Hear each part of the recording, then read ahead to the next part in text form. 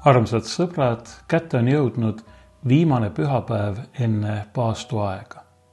Meie tänane evangeelium on üsna pikk, aga ma loen selle siiski tervenisti ette, kuna see on minu meelest väga oluline evangeeliumi lugemine. Me leiame selle Luuka evangeeliumi 18. peatükist ja see koosneb 2 poolest ning kõlab nõnda. Aga võttes endaga need 12, ütles Jeesus neile, vaata, me läheme üles Jeruusalemma ja seal viiakse lõpule kõik see, mis prohvetid on kirjutanud inimese pojast, sest ta antakse paganate kätte ja teda teotatakse ja tema peale sülitatakse. Ja kui nad teda on piitsutanud, tapavad nad tema ning 3. päeval tõuseb ta üles. Aga nemad ei mõistnud sellest midagi ja see sõna oli nende eest peidetud ja nad ei taibanud öeldu mõtet. Aga see sündis, kui Jeesus Jeeriko lähedale jõudis, et üks pime istus kerjates tee ääres. Kui too kuulis rahva hulka mööda minevat, päris ta, mis see võiks olla. Nemad teatasid talle, et Jeesus Naatsaretlane läheb mööda. Ja ta hüüdis, Jeesus, Taaveti poeg, halasta minu peale. Ja möödaminejad sõitlesid teda, et ta jääks vait. Tema aga karjus veelgi enam, Taaveti poeg, halasta mu peale. Jeesus jäi seisma ja käskis pimeda enese juurde tuua. Aga kui pime tema juurde tuli, küsis Jeesus temalt, mida sa tahad, et ma sulle teeksin? Tema aga ütles, Issand, et ma jälle näeksin. Ja Jeesus ütles talle, näe jälle, sinu usk on su päästnud. Ja otsekohe nägi ta jälle ja läks temaga kaasa Jumalat ülistades. Ja kogu rahvas, kes seda nägi, kiitis Jumalat. Nagu ma ütlesin, see evangeelium koosneb 2 poolest. Kõigepealt kõneleb Jeesus jüngritele teda ees ootavatest kannatustest, surmast ja ülestõusmisest ning seejärel jutustatakse meile Jeeriko lähistel toimunud imeloost, sellest, kuidas Jeesus tegi taas nägijaks ühe pimeda mehe, kes istus tee ääres ja kerjas. Need 2 poolt kuuluvad kokku, sest kõik Jeesuse imeteod on ju, nii nagu ma olen korduvalt varem öelnud, tunnustähed. See tähendab, neil on vaimulik sõnum ja see sõnum kõneleb sellest samast, millest Jeesuse sõnad jüngritele, kui ta kuulutab neile ette oma kannatusi, surma ja ülestõusmist. Ka selle pimeda mehe tervendamise lugu on tegelikult lunastuse, pääste lugu. Just nii nagu Jeesus siin pärast pimeda mehe soovi ärakuulamist talle ütlebki, näe jälle, sinu usk on su päästnud. Jeesus teeb ta nägijaks, aga ta kõneleb siin pääsemisest, mitte ainult tervenemisest, kuigi seda sõna, mida kreeka keeles tarvitatakse, võib tõlkida ka terveks tegema või tervendama, aga siinkohal on selle esmaseks tähenduseks ikkagi su usk on su päästnud. Ja selle juurde ma tulen natukese aja pärast tagasi. Aga kõigepealt veidikene sellest, millega tänane evangeelium algab. Jeesus ütleb jüngritele, et ta on minemas üles Jeruusalemma, kus viiakse lõpule või saadetakse täide kõik see, mida prohvetid on kirjutanud. Muidugi peab ta selle all silmas seda, mida Vana-testamendi prohvetid kuulutavad ette Messiast, päästjast, kes on tulemas, et tuua lunastus et nii nagu juudid uskusid taastada Iisraeli kuningriik, aga mitte küll päris nii, nagu nemad seda oleksid soovinud või ette kujutanud. Jah, Jeesus, Messias, Jumala poeg on tulnud. Ta on tulnud, et taastada siin maa peal kuningriik, aga mitte Iisraeli rahva või sealsete dünastiate kuningriik, nende valitsus, vaid Jumala kuningriik, Jumala valitsus, mis muidugi ei ole kunagi lakanud, aga millest inimesed on oma jumalatusega, oma patuga, oma ülekohtuga iseennast välja arvanud. Jeesus tuli, et see riik, see Jumala riik taastada või inimestele taas avada, aga ta tegi seda teistmoodi, kui inimesed oleksid oodanud. Ta ei teinud seda mitte vallutades, vaid vastupidi, ennast ise teiste meelevalla alla heites, inimeste süüd ja pattu enda peale võttes ning nende eest kannatades. Ta tuli, et anda ennast armastuses inimeste kätte, teades, et see, mida tema poolt armastatud inimesed talle teevad, tema armastusega teevad, ei ole sugugi mitte võrreldav sellega, mida tema oma armastuses on meie inimeste heaks teinud. Inimesed paraku patu tõttu on kurjad, kadedad, isekad. Jah, me tahaksime, et see oleks teistmoodi. Küllap meie hulgas on enamus neid, kes ka püüavad elada nii, et see oleks teistmoodi.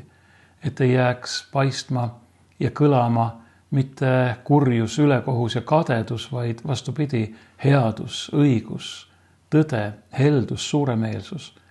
Aga ometi, kui me vaatame enda ümber ja kui me vaatame ka enda sisse, siis me peame tunnistama, et me oleme sellest kaugel. Ja nii oleme me kaugel ka Jumala riigist, mis on armastuse, rahu, headuse, külluse, helduse, suuremeelsuse, täiuse, harmoonia kuningriik. Me võiksime neid omades sõnu lisada veel väga palju. Jumala kuningriik on imeline ja täiuslik. Ja Jeesus on tulnud selleks, et see kuningriik meile taas avada ning et teha meid selle kuningriigi tõelisteks lasteks. See tähendab, et meid muuta, uuendada, puhastada ja pühitseda.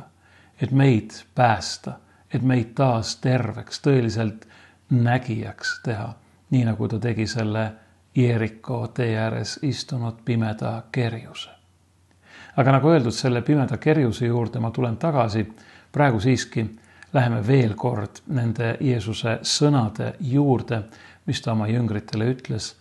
Kahjuks väljendavad need sõnad seda osa meie tegelikkusest, mida me ehk tahaksime kuidagi varjule panna, maha salata, mille pärast me peame tõsiselt häbi tundma ning andestust ja halastust otsima. Eeskätt Jumala juures, kellele me oma patuga, oma ülekohtuga ju pidevalt haiget teeme. Ja ega meie tänapäeval ei ole siin sugugi erinevad nendest, kes tollel ajal Jeesuse paganate kätte andsid, teda teotasid ja tema üle irvitasid, teda piinasid ja piitsutasid ja ta viimaks risti lüües tapsid. Jah, meie ei tee seda otseselt, aga tõsiasi on see, et iga kord, kui me teeme teadlikult ja tahtlikult midagi kurja, midagi ülekohtust, midagi, mis on vastuolus Jumala tahte ja eeskätt Jumala armastusega, siis me tegelikult lööme Kristusele piitsaga selga või rusikaga näkku. Me naelutame ta taas risti ja me oleme nende hulgas, kes tema üle irvitavad, tema peale sülitavad ja teda teotavad. Nii raske, nii kurb, kui seda ka tunnistada oleks, see on tõde. Sest et kui me vastame Jumala armastusele, armastusetusega, Jumala heldusele ja suuremeelsusele, väikluse ja kadedusega, siis just seda me teeme. Lööme Jumala poja piltlikult öeldes üha uuesti ja uuesti risti. Sest see valu, mida ta siis tunneb armastava isana meie peale vaadates, on kahtlemata võrreldav selle valuga, mida ta tundis siis, kui inimesed tema ainusündinud poja risti lõid. Jumala puhul ei ole siin vahet, kui ta näeb, kuidas meie iseennast tegelikult hukutame omaenda ülekohtu ja kurjusega, siis Jumal tunneb meie pärast samasugust kurvastust ja valu, nagu ta tundis oma ainusündinud poja pärast, kui inimesed ta risti lõid. Sest Jumal tõepoolest hoolib meist nii väga. Mõtleme selle peale. Kõik, kellel meist on lapsed, me ju teame, mida see tähendab. Kui sa vaatad oma lapse peale, kõigil ei ole õnneks nii halvasti läinud, aga kui sa siiski peaksid olema sellises olukorras, et sa vaatad oma lapse peale ja näed, et ta teeb midagi tõeliselt kurja, midagi tõeliselt ülekohtust, siis eeskätt sa ju tunned valu selle sama lapse enda pärast, sest sa armastad teda. Sest sinu südamest justkui murtakse jälle üks tükk ära või sinu süda on järsku just nagu kokku pigistatud või mõõgaga või piigiga läbi torgatud. Sinu südame ümber on see okas kroon, samasugune sellega, millega krooniti meie õnnistegijat Jeesust Kristust ja millega kroonituna enamasti kujutatakse sümboolselt Jeesuse pühimat südant. Me teame, mida tähendab vaadata valuga oma lapse peale, kui laps on läinud valele teele. Nagu ma ütlesin, õnneks kõik ei ole seda kogenud, aga ma usun, et kõik meie hulgast, kellel on lapsed, me suudame seda endale ette kujutada, milline valu, milline isegi ahastus see võib olla, kui me peaksime midagi niisugust nägema. Vaadake, just sellise valu ja ahastusega vaatab Jumal meie peale. Sellise kurvastusega, kui ta näeb, et me kõigest tema headusest ja armastusest hoolimata ikkagi teeme eeskätt kurja iseendale, saadame eeskätt hukka omaenda igavese hinge ja muidugi teeme valu, põhjustame kannatusi ka teistele inimestele. See on inimkonna ajalugu patulangusest peale ja me teame, et see ei ole teistmoodi ka tänapäeval. Millise valu, millise kurvastusega peab Jumal meie peale vaatama. See on täiesti võrreldav selle valuga, mida ta tundis siis, kui Jeesus oli minemas Jeruusalemma teed, kui oli teada, mis teda seal ees ootab, et ta antakse paganate kätte ja teda teotatakse ja tema peale sülitatakse, teda piitsutatakse ja ta tapetakse. Jah, muidugi Jeesus on Jumala ainusündinud poeg, aga Jumal ei vaata väiksema armastusega meie peale. Ja kui ta näeb meie hingi hukkumas, siis tunneb ta meie pärast samasugust valu. Jeesuse jüngrite kohta öeldakse siin, et nad ei mõistnud sellest midagi ja see sõna oli nende eest peidetud ja nad ei taibanud öeldu mõtet. Me võime ehk imestada selle üle, aga tegelikult ei ole siin imestada midagi. Jah, nad olid olnud Jeesusega koos juba mõnda aega, aga eks nendegi mõtted olid nende mõtted, need võisid olla erinevad, need võisid olla teinekord laiali, neil olid mingid ootused ja eks nemadki olid ju inimesed nagu meiegi, oma nõrkuste ja puudustega ja tõepoolest nad ei taibanud mitte midagi. aga meie peaksime ju tegelikult neist paremini taipama.